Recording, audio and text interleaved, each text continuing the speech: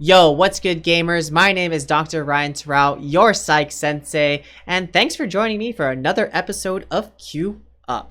Before we continue, please remember to like, comment, and subscribe. Holla to your friends so I can continue to bring you these fun and insightful conversations. And also, please visit my website, psychsensei.com. There you can receive your mental blue buff to help you on your grind of improvement. And also, while you're there, if you're serious about improving your mental, fill out a free consultation today, and you and I can figure out your win con and start working towards it today. So visit my website, psychsensei.com. And remember, friends, stronger mental wins. In this episode, we get down with the powerful Dr. Respawn. That's right, Dr. Jordan Tsai, who is an esport physical therapist who has worked along teams with the names of like Cloud9, 100 Theives, and Evil Geniuses. You know, those little guys. And also, fun fact, at one point he had all three teams competing for an LCS championship. Whew! I'm so excited to get to this one. So, are you ready to queue up?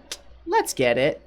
What's good, gamers? What's good? My name is Dr. Ryan Terrell, Psych Sensei here. Welcome to QueueUP, a show where I sit down with someone in the esport industry, share their story, share their experiences, and today I'm hanging out with the man himself, Dr. Respawn, Dr. Jordan Tsai, a physical therapist in the esports space. Doctor, show the fans what's up. Hey, how's it going? You can call me Dr. Jordan, Dr. Respawn. I'm happy to be here. Thanks for having me. All right, Dr. Respawn, we'll just cut to the chase. Tell us a little bit about your gaming history. When did you start? How did it all begin, dude? I started gaming as early as I can remember. I was probably 4 or 5 years old. My cousin was living with us at the time. He's about 6 years older than me, and he had bought an original Nintendo. And so I started watching him play and then just fell in love with it. I've been playing ever since the SNES days. That was my first system. I used to love playing like Star Fox, Mario, all those games, and I've been gaming ever since. I got into PC gaming in high school. I saved up all my money for like 3 years working a minimum wage job and bought myself an Alienware laptop that lasted me a couple of years.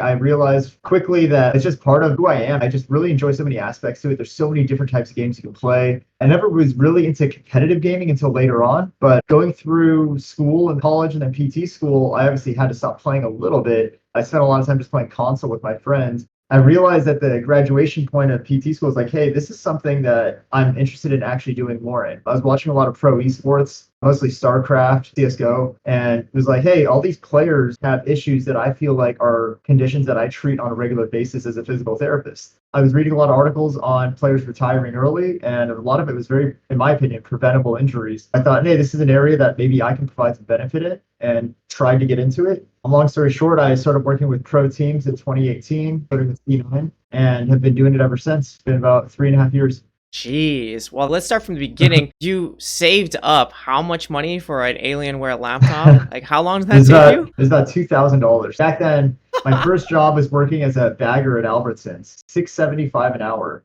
And Dang. $6.75 minus tax, all that. So I think like probably $4 or $5 an hour, working like 20-hour weeks. So I was saving up. I saved all my birthday money. I saved anything I could. I used to be an artist. I was into Warhammer, so I was painting these little models. And I actually took up a part-time gig painting models for people just to like $5 a model. And was just kind of grinding until I could buy myself a laptop. So funny. It's an awesome story. In general, when people are like, oh, video games make people so unmotivated and lazy.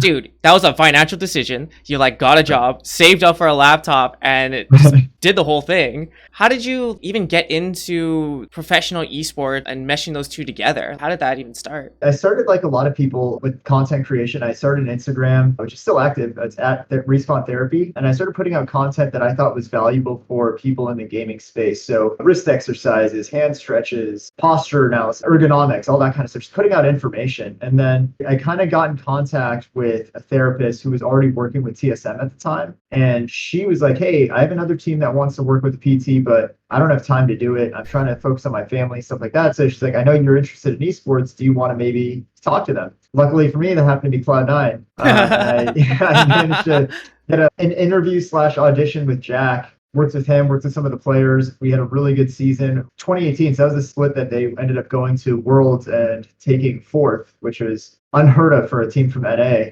After that, I was talking to the management. It's like, hey, one of the things that I firmly believe as a physical therapist is preventative management. So if we can adopt good habits and we can start setting in place these habitual ways of approaching problems and pain and stuff like that, we can resolve a lot of issues before they even come up. So the next season, what we tried to do is, all right, let's just set up weekly visits. Instead of me getting called in whenever someone's hurt, I'm just going to come in every week and just check in with players. I'm just going to say, hey, how are things going? Anything sore? Are you feeling like you're having any inklings of pain starting to come up early on, starting from week one? That way, we can just start managing this stuff before it even becomes an issue, especially as the season progresses. I tend to see a lot of spike in those overuse injuries and player reported pain near the end of the season. So playoffs time, all that right now actually is kind of the most hectic time. I think it was really successful. We managed to go the last few years without any players having any serious setbacks. Wow. So building these types of habits, like what is that like? Is it very easy to redo habits, to build new habits, to address habits? What is that like as a physical therapist trying to help new players build these constructive things for themselves? Yeah, that's a good question. I think it's variable. There's players I've worked with that are very on top of this stuff and they're already very cognizant and health conscious. And it's easy for them because they're asking me questions. They're coming to me like, hey, what can I do about this? Those are the easiest players to work with. They just need a little bit of guidance in the right direction.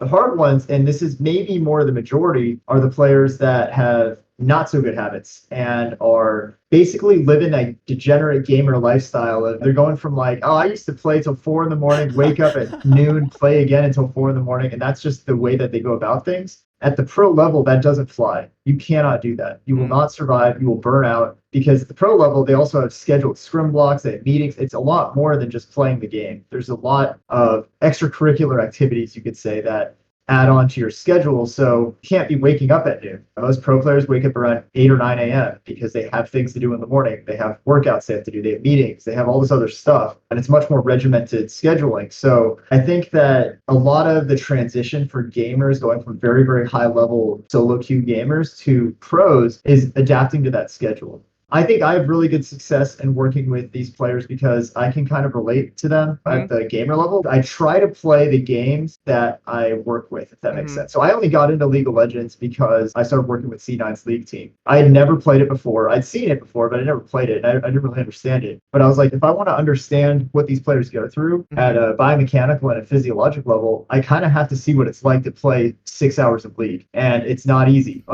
It's mentally and physically draining. This was for educational purposes only, of course. Yeah. That's what I tell my wife too. I got to convince her, like, I need some game time every week. Otherwise, they can't relate. Absolutely. But I do think this is something I tell students that I work with too. I have a few physical therapy students that work with me. I'm like, you have to be able to build rapport and connect with these players on a personal level as well as from a healthcare practitioner level. I think that it helps a lot when you can speak their language and you can tell them, look, I'm not telling you to stop playing. I think it's really important that you play as many hours as possible because that's what it takes to be good. But you have to do it in a way that isn't going to jeopardize your health and isn't going to cripple your career going forwards. Wait, an adult that says I can make a decision for myself, but they are giving me a choice of what to do and how to structure myself. So now that we're on the topic, what are some other things that you just want to squish off the bat? Gamer mindset wise, degenerate gamer mindset things. What are some things that you see at the pro level that just won't fly if they keep doing it? Sleep is the big one.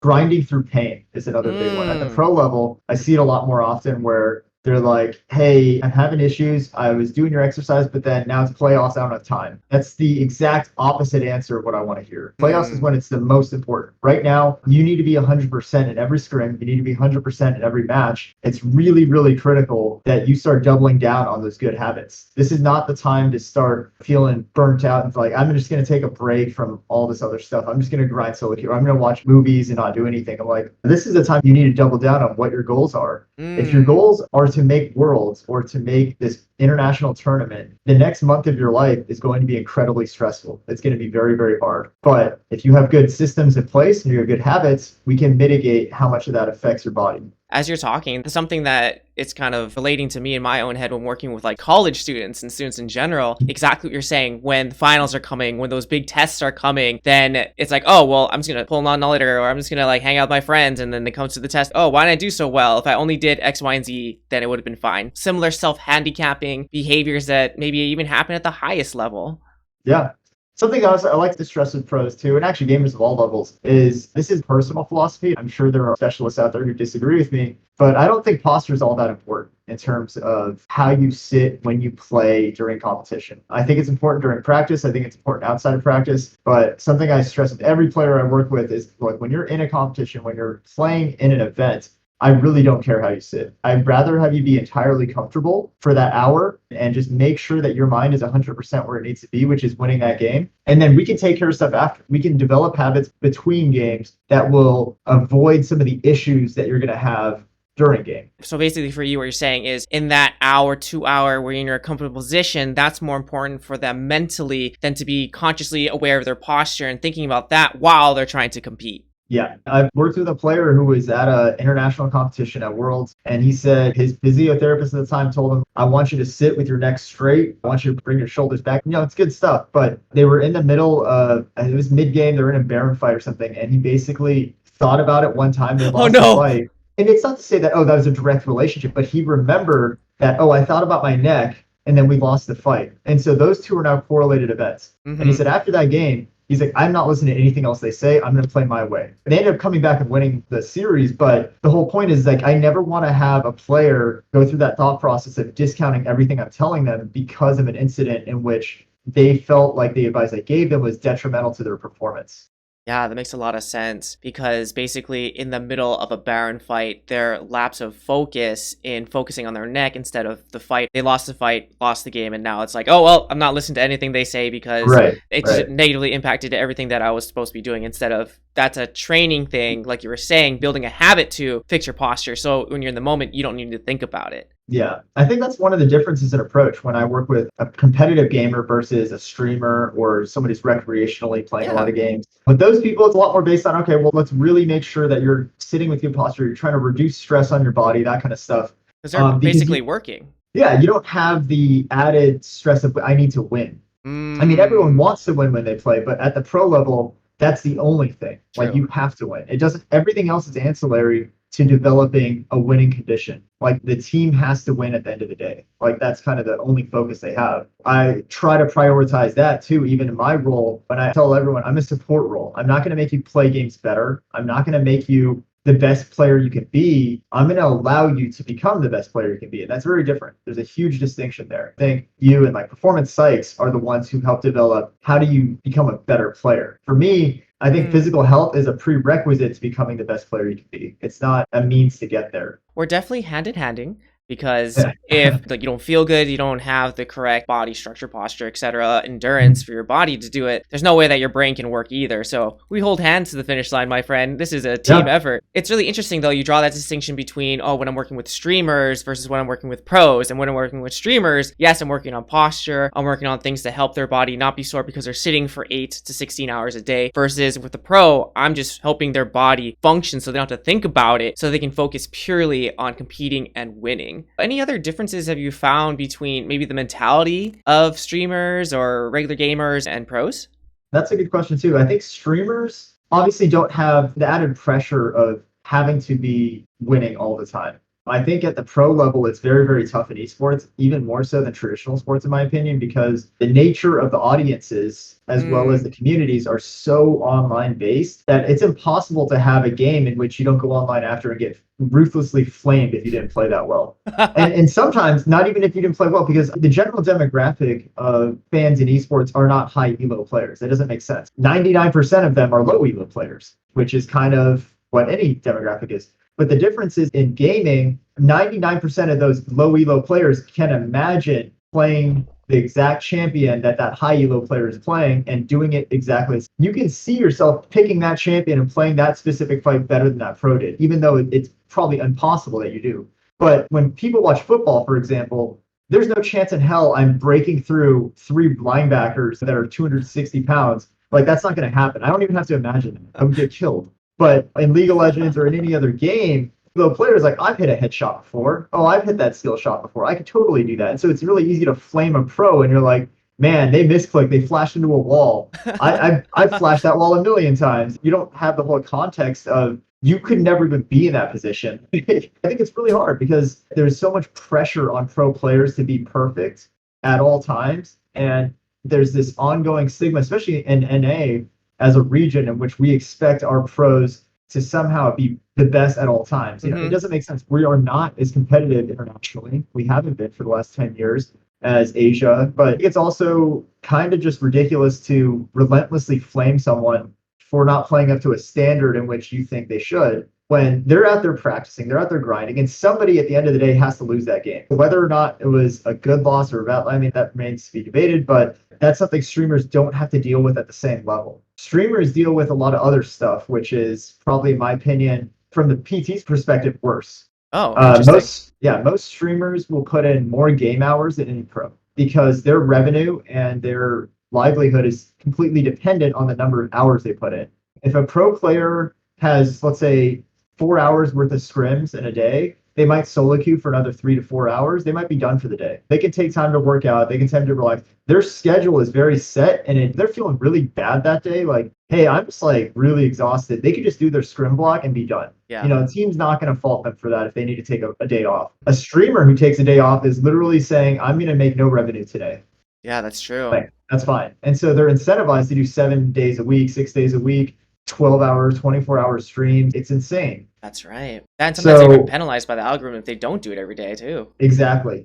Frequency is huge. So it's kind of this ongoing external pressure on streamers to constantly be online, constantly be playing, constantly be interacting, be energetic all day, which also then incentivizes other poor health habits. Like, I'm going to chug energy drinks all day because I need to stay up and I need to be 100% at the end of my stream compared to the beginning of my stream. Yeah. I've worked with so many streamers who have played through months of pain. They're just like, I can't take a whole week off. That's crazy. So they'll just keep playing through. And then also added to that, most streamers, unless they're high level streamers, don't have the support system that pro players have. They don't have ancillary services like me, healthcare. They don't have nutritionists. They don't have psych. They don't have all these managers telling them how to manage their own lives. And so it's really tough on small to moderate streamers to maintain a healthy life balance. Wow, you're addressing a lot of different things. So one, it sounds like having support and structure is the huge difference, and being incentivized, doing this all day instead of just going for a couple hours because you have a scrim block. Mhm. Wow, I never even thought of that. The amount of time that they're doing this thing of sitting down in one position. I mean, just think about The Office, but you're just playing a game and now you're trying to talk with people and be entertaining. Oh Yeah. man, as you are a streamer, how conscious are you of all these things? I can't even say I'm a streamer. I stream, but I can't say I'm a streamer because at most, I think the longest stream I've ever done was like 5 or 6 hours. I stream maybe once or twice a week. I use streaming more as a way to interact with the community and to provide more content. I don't really see myself ever making a living on streaming. That's not really the goal. I have 2 other businesses that I have to run, so Dang. this is my side thing. But I do that also to kind of feel what it's like. It's hard. At the end of a 4 or 6 hour stream, my neck is sore. Sometimes my back is sore. Sometimes lightheaded. I'm just like tired. I actually have talked to a lot of streamers who've done multi-day streams, and I'm like, I don't know how you do it. I worked with Rio Face, who's a League of Legends / variety streamer. He just did 14-day stream a few months ago. It's like, that's insane. And now he's like, well, after that, 5 to 7 day streams don't seem like that big a deal. I'm like, that's a big deal. That's an ultra marathon when you think about what that means for your arms, your body, your head. It's a lot of time to be sitting in front of a computer and trying to be energetic and entertain hundreds or thousands of people. Doing this every day, all day, it's like, oh, you mean this is a Tuesday, bro? Like, what are you talking about? Yeah. And that's the problem is when it starts going well, you're incentivized to do it more. That's the vicious cycle. It's like, hey, I'm doing a subathon and we're at day 4 and oh my God, somebody came in and just dropped like 100 subs on me. You're feeding the beast. And it's really, really hard, I think, for anyone to cut out of that, especially, and this is why I stress, especially smaller streamers. Streamers who are averaging, let's say, 10 views. What happens if they're on a 24-hour stream and all of a sudden at the end of it, 20 viewers show up? They just doubled their viewer count. They're like, oh my gosh, I have to stay on now. They're even more incentivized than some, let's say, Nick Merckx or someone who's averaging thousands of viewers. When another 100 shows up, they don't really care. It doesn't really matter in the grand scheme of things. They're just like, hey, I have a set schedule. This is what I'm going to do. You guys are going to show up and watch me or you're not. The smaller streamers end up forcing themselves to take on more in order to get less return. That's kind of the problem. Whenever you have a system in which you're putting yourself through more in order to get less benefit, it's a positive feedback loop in which you're incentivized to continue exponentially increasing workload hours for minimal return. The question is, when do you hit diminishing returns, when you get sick of it, of like, oh, I put in all this work, but it's not going anywhere? Yep. I think that's a hard thing because you're saying, I have to keep going, I have to keep grinding, and if I keep going, then I'll keep getting more followers and more views. That's just how the whole machine works, which is really sad. Unfortunately, like in capitalism, like we're fed this, True. in my opinion, this lie that the more hours you put in, the harder you work equals success. And that's not always true. There are plenty of people who have streamed thousands of hours and have almost no followers. There are plenty of people who have put in countless hours of work in any industry and haven't made CEO or VIP, whatever it is. They haven't gotten there. This goes beyond just streaming or gaming. A lot of it comes down to efficiency. You have to identify weaknesses. You have to identify where you can improve in order to make the time that you're spending more efficient. I feel very strongly about all this stuff. I do consults for free with streamers. I try to go on their stream and educate them and their audience because I think this is an ongoing problem that's only going to get worse. It's gotten worse in the last 10 years because there are so many people who are blowing up on channels like Twitch and YouTube that other streamers see it in the most dangerous areas. When you're a moderate level streamer, let's say you average 100 views, you're right at the cusp of like, you can maybe make a living on this. You're doing pretty well. You're probably considering switching to full-time streaming. Those are the people I worry about the most because they're the ones who are most incentivized to dump everything and grind 6 to 7 days a week. It's being fed to them too, because these bigger streamers like, you have to grind, which is true. You have to put in the hours, but you also have to be smart about it. That's something I tell every streamer I work with too, is you have to think about your body as a long-term investment now. Because if you can't stream, if you have to take a week off, not only are you losing revenue, you're losing followers, you're losing subs, all this stuff.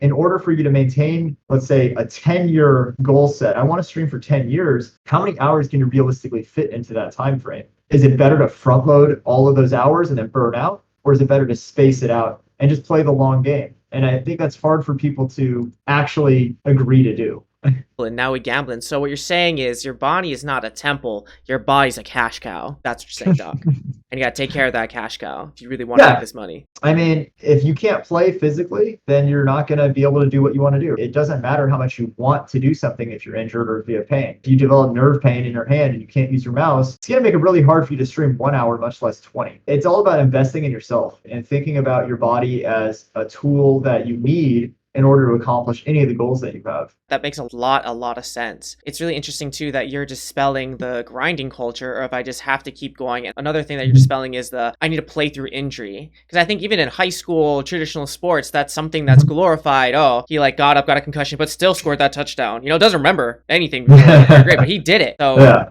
How do you start to address these things that may be annoyances? Oh, this is just an ache and pain. Like, how do you discern those things? That's a good question too. In traditional sports, there's oftentimes coaches will ask a player, are you hurt or are you injured? And that's an important distinction to make because in gaming, 99.9% of everything I see is overuse stuff. So it's not a true injury. It's just your body sending that warning signal that we call pain, saying, hey, whatever you're doing, stop because it's starting to irritate me. Your body will always tell you well ahead of time before you're going to have an injury in terms of what we do in gaming. But what's the difference between injury and being hurt or pain? Hurt or an injury. So injury to me is when there's true tissue damage. Okay, tissue damage. There's a point at which the structure of the tendon, muscle, nerve, whatever, is actually physiologically changed. Oh, got That's an injury. So injury, we're talking structural damage. Right. Okay. And that's pretty rare. That takes a long time to get to. I can get to that point, but usually there's a period of months to years in which players are feeling pain and doing nothing about it, and then letting it progress to the point of an injury. And so that's why I really stress habits as the way that you avoid this stuff. We don't have issues like ACL tears or concussions, stuff like that are immediate traumatic incidents. The issues that we see they're almost all preventable.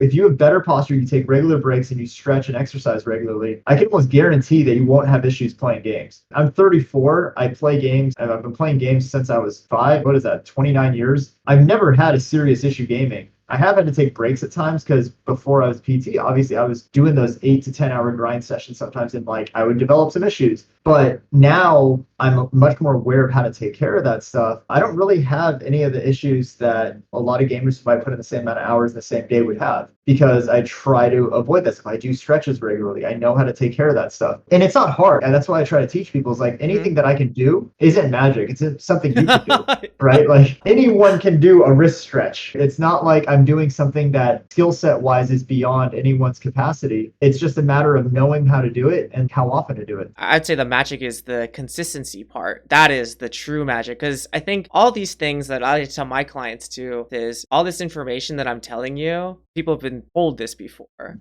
I tell them something like, oh, I know this. Like, yes, it's not how well you know it, how well and how often are you applying it? And they look at me like, Yeah. I mean, all this stuff is kind of like taking a bath, dude. And they go, what? And they go like, well, it works, but it only works when you do it. You can take a bath last week and sure, you showered and you're clean, but you gotta do it consistently if you want to be clean every single day. And they go like, you're talking about showers. You're hitting some gamers hard right now. yeah, like, I mean, or drinking water when you drank water at one time, like you need more of it. Oh, that's why I'm getting headaches. Well, that's part of it. It's all connected. Yeah. Someone in the chat, you said, this is why esports players quitting in their early 20s. This is a huge hot topic right now that I have very strong feelings about. I'm sure you probably do too, but I don't think any player physiologically needs to retire before 30. Walk us through Uzi, dude. There's absolutely no reason. Uzi didn't take care of himself. I mean, I don't know Uzi, but I will go on the record and say that he did not take care of his health. He did not take care of his body. And that's a failing not entirely on him, but his organization and his management. If you invest in a player and you know you have a generational talent, you have to invest in their health. You have to.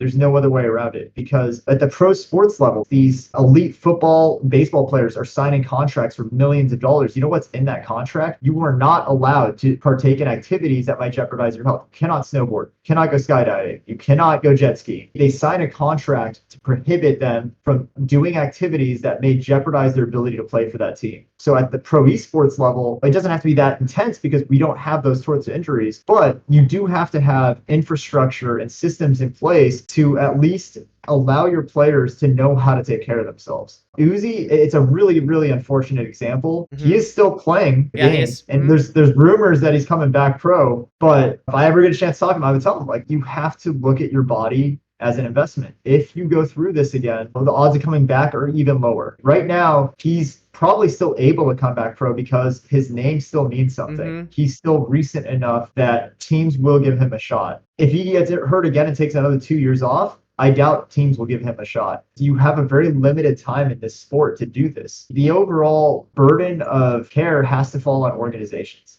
These players, unless they're individually interested in this stuff, just don't know enough, because they're high school kids, they're young adults coming straight out of living at home oftentimes with no formal education on any of this. They come with really bad habits. So teams have to have the culture of building good habits in place already. As you're just talking, what we're talking about here is having good self-structure or organization or some type of accountability, or if you're good enough to have an organization or someone else outside, that external support system to kind of keep you structured. Because if you don't have the structure or even the knowledge or even the skills, you're not going to have a chance. Dang, I'm thinking, like, where do you learn this? Because I don't know. What do you think? Where would you learn this? Actually, this is the big thing, right? So, like, my field is very, very new. Like, there's not a lot of people doing what I do. And so I think my overall mission objective is to educate players and educate teams. I work with players, and that's really good. But really what translates long-term is education. I want players to know what my thought process is in when I treat them. I don't do stuff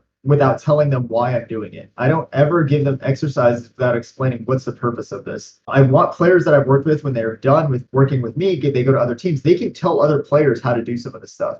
They can take some of that information with them. I don't care if it's a competitive advantage when you go to a rival team. And my goal is healthcare in the end. It's not about getting a team to win. I work with 3 teams in playoffs right now. They're all about to play each other. Or that's excellent advertising, because all 3 of the teams that you work for have made the playoffs. Is there a common denominator, perhaps? I'm thinking a lot of people joke about that. And my counter argument is the teams that are in playoffs that are doing well are investing in their players. It's not anything I'm doing. It's what these teams have shown in their structure and organization with being willing to invest in their players. I'll tell you, the other 2 teams or 3 teams that are also in playoffs also have PTs. They also have healthcare and infrastructure and coaching and psych and all this stuff in place for their players, because this is what it takes at this level to succeed now. You have to have everything. They almost all have meals planned, all that stuff. They're addressing every facet of human performance to the best of their ability. And obviously some teams do that better than others, but it's a prerequisite in order to compete at the highest level. You have to have that stuff.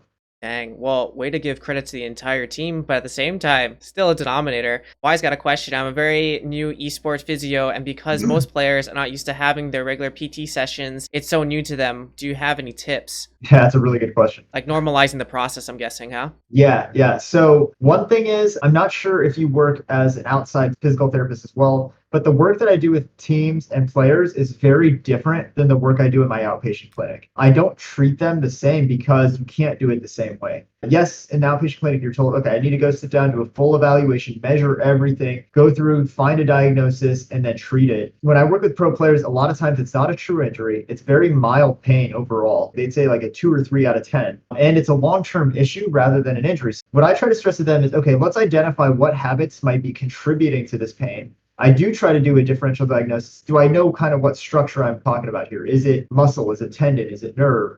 And then how do I treat that? And then I really try to focus on the fact that players are not going to do 90% of what you tell them. So you have to get very, very little. I will literally beg players like, look, if I give you these 2 things you have to do, that's it, 2 things.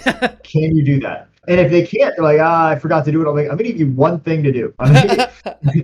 All I want you to do is this 1 stretch between every game. If you can do that, I promise you will feel slightly better. And if they start doing that, then you can add stuff on later. The most important part of working with any of these players initially is to get buy-in. You have to convince them that this works. Once you get buy-in, it's really easy. Once they trust you, once you resolve 1 issue for them, all the other issues become solvable. The hardest part is working with a brand new player. And I don't mean brand new like a rookie, I mean brand new in working with me. When a team trades for a new player and they come in, the first session I ever have with them tends to be very skeptical. It tends to be a lot of like, I have this issue, and I can tell in the back of their head, they're like, is this even going to help me? What are you even going to do? I don't want to do a whole bunch of exercise.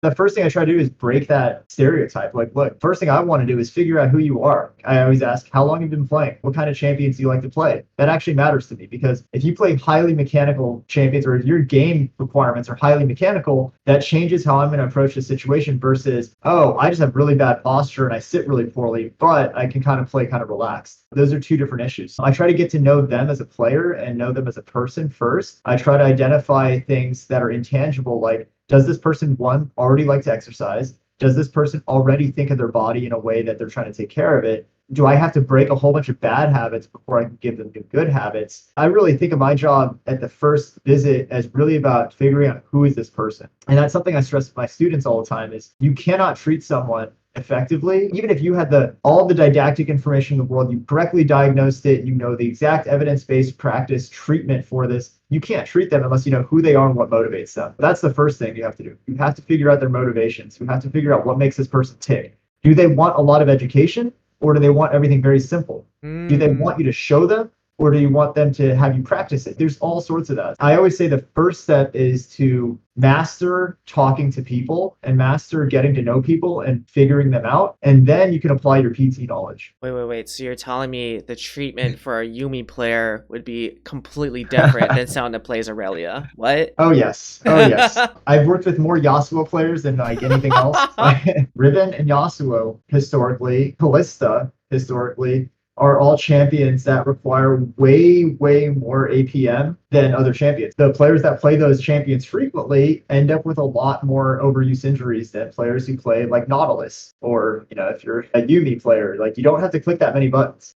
Working and trying to build new habits with a Yasuo player, what is that like? Are they malleable? Have you been personality typing people by the types of champions they play? Because it seems like you already have a PT League of Legends assessment. Yeah, that's a good one. I actually don't really know. I think that's an interesting area of study to go into later. One area that I am thinking about is roles. I have noticed trends with certain players in different roles to have certain types of issues. So ADCs, bot laners, tend to have a lot more click rate because they have to CS and they're auto attacking a lot, and they're also moving their champion a lot more frequently to position in a 2v2 lane compared to, say, a jungler who does not CS the same way. But then I noticed with junglers, this is some issue that I've had actually with certain junglers where their blink rate is really low because they're constantly looking at their minimap. And I've noticed that while playing, they will actually not blink for like minutes at a time because they're constantly farming while looking at their mini map. So they're going back and forth. Mid laners tend to play much more mechanical champions compared to supports. That's kind of stuff that may come up in the far future when the minute details start to matter. Like that might come up, but it's just fun for me to think about that kind of stuff too. I'm seeing a business opportunity for Clear Eyes sponsored junglers, man. That's really funny. Yeah, that they're not closing their eyes because they're always bouncing back between the map and the mini map. That makes complete sense. Y says habit changes are really hard for everyone, but players, I feel like it's even harder. I think to that point, it's because when you think about playing video games, and Doc, you let me know if this is something that you've experienced. No one taught you how to play Mario. No one taught you how to Exactly. hold a controller or how to play the game or whatever. You just learned all that on your own, probably by yourself in your room. And then the only time that you saw other people do it was with your friends. And then when you come to an established organization or a team that has a system and they say, oh, this is how you play now, it's kind of like, I never knew that you do this before. Yeah. That's a really good point. Habit changes are really hard. And I'm assuming that when I was calculating, you're talking more about physical habits. So usually with the physical habits, it's a little easier because once they find benefit in doing something, they're more likely to keep doing it. Now, that being said, that's temporary. I have a lot of players who like do their stuff for like, people do stuff for 3 or 4 weeks and then they're like, hey, everything's feeling good. And I stop doing it. I've had this happen multiple times this season with a couple players. I was like, hey, don't stress about it. And that's one thing. I don't ever guilt trip a player. So I'm always like, don't worry about it. They always sound very guilty. Like, I stopped doing all my stuff. Like, it's okay. Just start doing it again because you know how to do it. I know you did it in the past and you know it helped. So don't beat yourself up like, oh, I fell off the wagon. It's, you know what you need to do. Let's start doing it again until you feel better. And then you can kind of move on. I really try to keep everything very positive for them. People ask like, oh, do you ever talk to players about the match? I'm like, only if they win. I do not talk about losses unless there's something like funny that happened. Just because they deal with so much crap online already. They deal with so much additional stress being mounted on them beyond just, obviously, they're hyper competitive. They want to win the game and they hate when they lose. But all the stuff after contributes heavily to burnout. And I think the majority of players, honestly, that retire before the age of 30, it's entirely because of mental burnout. It's not physical. There's a physical component to a lot of it. There's a lot of players who have pain and all this stuff. But I think the true decision to retire usually comes from a place of being mentally tired of dealing with all this and putting up with the pain and putting up with the criticism and all this other stuff. And so the less I can contribute to that side of it, the better, I think. Also speaking to that, there's also a cultural component probably depending on the region that you play in, as in probably more Asian players probably physiologically manifest more of their mental symptoms to their body probably too. Ponzi says, I feel like pro players contribute their success to their habits, even if they aren't necessarily the best habits sometimes. True. I actually like this talk about habits too, because when I'm thinking about it, a lot of the coaches that I've heard talking to players, a lot of the meetings that I've sat in on and heard coaches and players going back and forth about plays, stuff like that, it tends to be more about developing understanding and developing habits in game. Very rarely is it in a traditional sports setting where they're like, oh, this is the play that we have to run. And they're talking more about the X's and O's of how this should operate. A lot of it is more like coaches trying to get players to understand, look, if you see this, what does this mean to you? What should be the play here? It's about developing mental habits and develop visual habits. You need to check this off before you can do this. You need to ward this bush next time before this fight because we need to have vision here in order to set this play up. And so it's interesting that in esports, I think specifically, so much of development at both the physical and mental level is just developing habits. These players mechanically are all pretty equivalent, honestly. I've seen ADC players play Lee Sin as good as any of the junglers. The mechanics of the game are almost synonymous across the board. They're all equivalent. But what really separates the great players from the good players is they have really, really good habits. They have Faker is notorious as the unkillable Demon King because it was impossible to gank him. It was impossible to kill him 1v1. His habits while in lane made it so that he didn't have to think as much, and he just had these routines that he'd go through that made it so that he was always playing with a slight advantage over someone else. I always talk about League because that's probably the game I know the best, but CSGO, all these other games too, there are good habits to have that make you a good player. When you go into a room, you clear certain corners first based on information that's been available. There are certain habits that really good pros will have that newer players or less experienced pros won't have. And that's why you hear casters talk about that all the time. Like, oh, it's a rookie mistake. They went in there, they didn't check this corner, they got blown up. A veteran wouldn't have done that. It's a habit formation thing. It's not like skill level per se. I think a lot of times we mix skill with habits, and really good players have good habits. Dude, I think we're going full circle where a player needs to have knowledge of these things to build good habits. And then once those things are in place, just reinforcing so they can kind of create that structure, which decreases the amount that you need to think about it, where you can just react in the moment and be quicker. This ties all the way back into, you brought up reaction time, right? This is why I think that no player needs to retire before 30. There's no significant decrease in human reaction time until your mid 30s to 40s. So you're saying there's a chance. There's a chance. Yeah. We got a chance, baby. I mean, theoretically, what I find a lot of times, I've done coaching session with very high level players, and when they give me feedback, it's never really about my mechanics. Obviously, my mechanics aren't great, but it's more about my decision making. It's more, why did you decide to go here instead of going back to your lane or going here? Like, why did you decide to go mid instead of top? Because I wanted to. Yeah, and I don't really have a good answer. It's because I didn't have the habit of checking the wave state. I didn't have the habit of looking where people are and then counting off in my head, oh, there's 4 members visible. I know where the other person is. Or walking in blind. So there's certain things that high level players will do that lower level players don't do habitually. But that also translates then into decision making. If you're 35, so let's put everything in a vacuum. Faker's now 35, and he's taking care of his body. He's 100% good in health. I can only imagine how good he would be compared to a brand new 18-year-old kid. And on a traditional esports would say is a better player because they have higher upside. Oh, this mechanical phenom out of China or something. Mm-hmm. But they've only played League of Legends for 1 year or like 3 years. Let's say got to the highest level at 3 years. Like they're incredible. They're also lacking in the 25 years of experience that Faker has. So he's seen situations come up so many times that there's going to be a reduction in the amount of mental capacity it takes for him to react in that situation than some rookie, no matter how good they are. It's just the sheer amount of information available requires a certain amount of decision making. And in his case, if you've had all this experience, it can overcome whatever deficits in reaction time you might have from being older. So your ability to recognize patterns should be your way to compensate for maybe faster reaction times of newcomers, basically. Exactly. Physically, if all things are even, then the older player should have a huge advantage over a younger player. Because again, like I think mechanically, it's all relatively close. You might argue there's some minor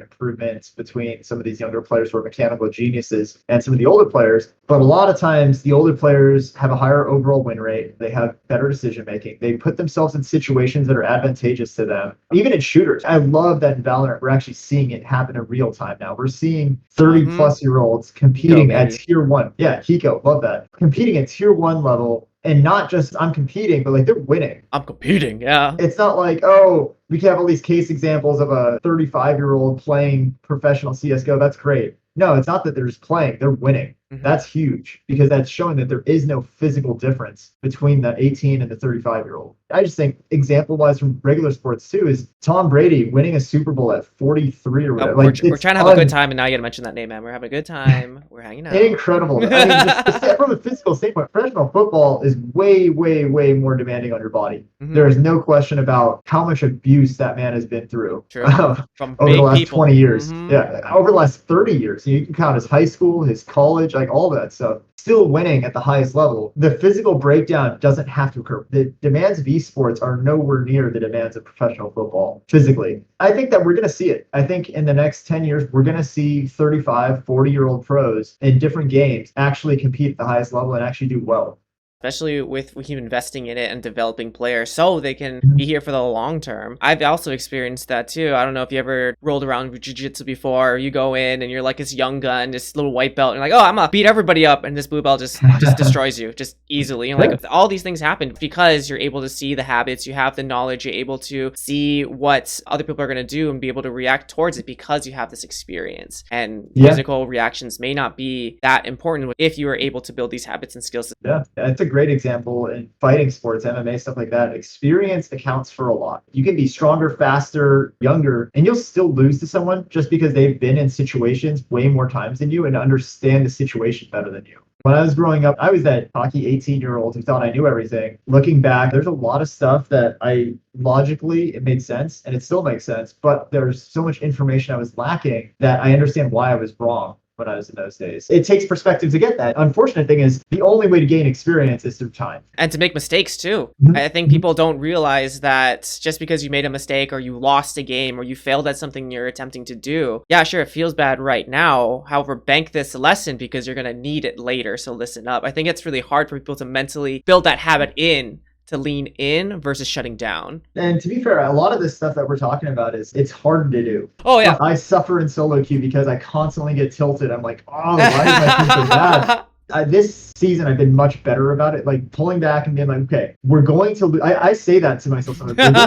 We're going to lose this game. This is an unwinnable game. But what can I take from this moment? Can I take a couple good fights? Can I at least work on my mechanics? I want to make one really good ulti engage and like at least have a chance in a team fight. Can we make one thing good happen? And if I can do that, then I've gotten something from this game that I can take away and apply in my next game. But it doesn't change the fact that it's a win or a loss. Sometimes you just have to accept that. And I think that's something that goes across so many different areas of toxicity and all this other stuff, where when you really break down why people are toxic, it comes down to because they're focused on win-loss. It comes down to whether or not they feel like they're being respected, or if they feel like they're in a position in which somebody cost them a victory. It's tough to kind of tell yourself that, but I've tried to be much more self-reflective on my own acts and behaviors in game in order to reduce my own toxicity, but also to focus on improvement. Because in the end, improvement's the important thing. That's why we play competitive games. It's not really to win, because almost none of us are playing to win any tournaments. There's no money on the line. We're playing to win in a game. I've noticed this too. In a game in which I played terrible, but I got hard carried and we win that game, I actually don't really feel good about it. Right. You know, so that tells me it's not about the winning. It's kind of about, did I play well? And if you're focused on, did I play well, then really your focus should be on, am I improving every time I play in order to continue playing well? Absolutely. And when I talk to players too, I was actually surprised to learn that most of them were more engaged in really close games than Burnout. And if it's a really close game, then it was fine. Oh, even if you lose? Yeah, even if I lose, it's really good. Yeah, I've totally had that, where you're in a back and forth game, and at the end, everyone's like, GG's, that was a fun game, because it was very competitive. Yeah, we lost. It was like one fight at the end. A lot of times, me personally, I'll feel like, okay, that was okay. There's a lot to take away from that. We could have won the game. Those are the games I actually review. I very rarely do a VOD review or go over my blowout wins or losses. There's just no point. But in those close games, I always like to go back and see, okay, where could this have gone better? Even in a close win, I like to say, all right, well, if it's a close win, where could I have snowballed this harder? We got lucky we won that, but where could we have made a better decision and made that a clean win versus, oh, we got lucky at a one fight or something? Yeah, dude, I'm just kind of reflecting on this entire conversation, all the habits, all the structures, being consistent in it, all the knowledge, all the experience, all of this.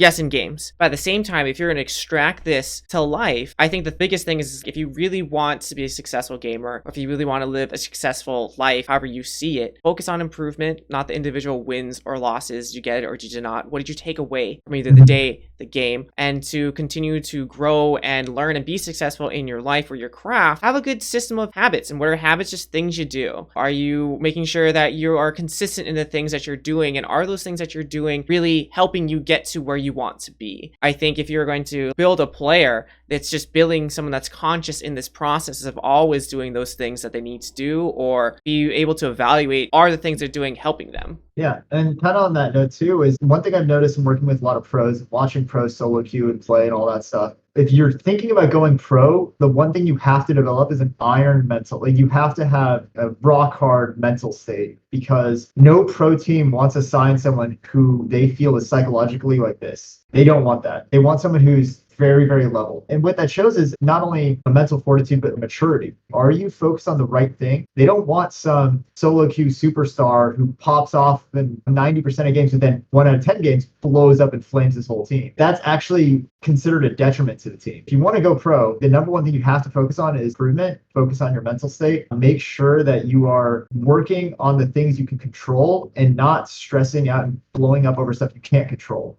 A lot of pro players, when I watch them like in games that are like bad, someone's just running it down, and the first thing I see them do is mute. They'll mute everybody, and they just start really, really focusing on, okay, how do I save this game? How do I come back from this? How do I win my lane really, really hard, snowball, get an advantage somewhere else? I almost never see them just give up. And what I mean by giving up is like the soft end. All right, I'm going to AFK farm my jungle. I'm going to sit under my turret and type at people. It's just not productive, because for them, it is practice too. They're solo queuing not to climb. They can all probably climb to high level challenge without an issue. For them, it's practice. They're not getting effective practice. That's the hard part about solo queue anyway, is that people don't do things right. It's hard for them to practice if they're not mentally practicing. This is a crap situation. We're going to lose this game. Okay, what am I going to take from this? I'm going to smash my other opposing laner. I'm going to make sure I cannot be ganked, and I'm going to smash that lane. So what, we lose. The game was doomed when our troll mid laner decided to play Nunu or something.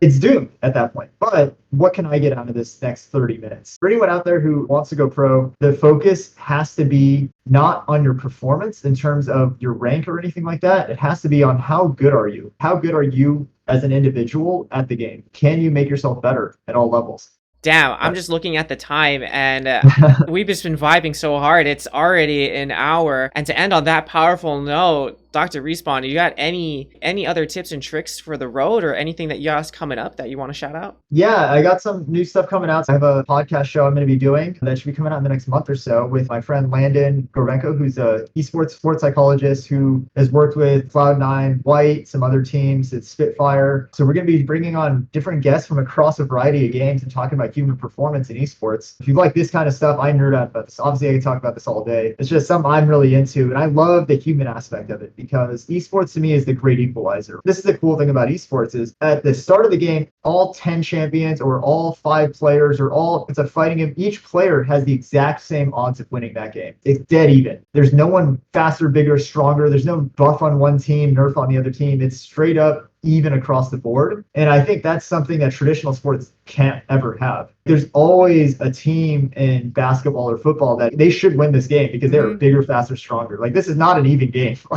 But in esports, it definitely is. It's definitely anyone can have a good day. Anyone can have a bad day. I love that about it. So we're going to be talking a lot about that stuff. Tips for you guys. If you guys want any help or specific advice, feel free to reach out to me. I'm actually very open about responding to messages. I do consults online, which are more time consuming. We'll have to schedule that if you have an actual issue. But other than that, I really highly recommend the easiest things you can do to take care of yourself are know when your break times need to be. So every couple of hours, you need to take a break, 5 or 10 minutes, and just stretch, doing some of these, easy stretches. And then also listen to your body. The number one thing I can tell anyone from the esports side to my patients in the clinic, anybody, learn to listen to your body. If your body is saying something to you, I'm hungry, I'm tired, I'm thirsty, I'm sore, pay attention to that. And a lot of times, if you do something to address it in a few minutes, it goes away. You just need to learn to address those needs and not ignore everything your body's trying to tell you before it becomes a serious problem. I think that's it. I appreciate you bringing me on. I appreciate the conversation. It's really good talking with you. It was all my pleasure. Having you on was so much fun. Anytime, maybe if you're free again, we can also vibe and talk more esports and PT and mental stuff, habit building, all of it. So thank you so much. I'll see you next time in the queue. Thank you guys. Take care. Bye. Oh, wait. Before you leave, please remember to like, comment, and subscribe. Share this with your friend. And wait, if you want more of this QueueUP content, how's this video right here? And if you want more of yours truly, Psych Sensei, here's some more content right here. But wait, that's not all. You want more of my beautiful stuff? Visit my website, psychsensei.com. All right, friends, this is real ending. So please remember, like, comment, subscribe, and I'll see you next time. Peace. Bye.